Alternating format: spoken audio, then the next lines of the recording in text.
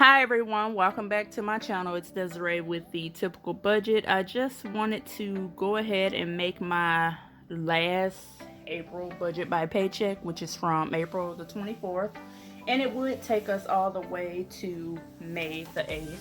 It definitely seems like these weeks has been going by quick, especially since I've been at home. I really haven't been out. I'm not sure what's really much going on in the world today. So let's get started. The budget amount that we're attempting to budget off of is $1,350. I know for the month of April, I wanted to try to budget off of $2,400, which, as you can see from the previous video, I will link above. The budgeted amount for that was a little over $1,600, and this budget here for these next 2 weeks is $1,350, so we're definitely over that amount.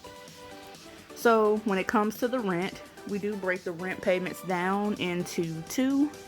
So the last payment, and once I have this money, I will go ahead and get the money order and send it out, since we can't go into the lease in the office to pay the bill, and I refuse to pay a convenience fee of $6 to pay the bill online. Now, if it was free, I would definitely pay the bill online, but I'm not giving them any extra money than I'm already obligated to do.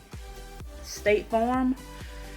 My State Farm bill would normally be $172.22. Somehow it did go down to $168.22. It's not down by much, but a little bit is better than none at all.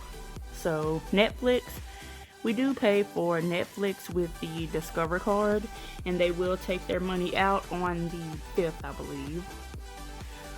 For Discover, we actually have a bill for Discover, which is $81.66. The total amount for that category, which is the expenses, which these things here are important itself, except for Netflix. Netflix isn't important, but everything else is very important, and it's very important that it gets paid. For the cash envelopes, the grocery amount that we are attempting to budget off of is $190. For miscellaneous, we always use $50. For gas, since I haven't used any gas from the previous budget, I will roll that amount over to the new one.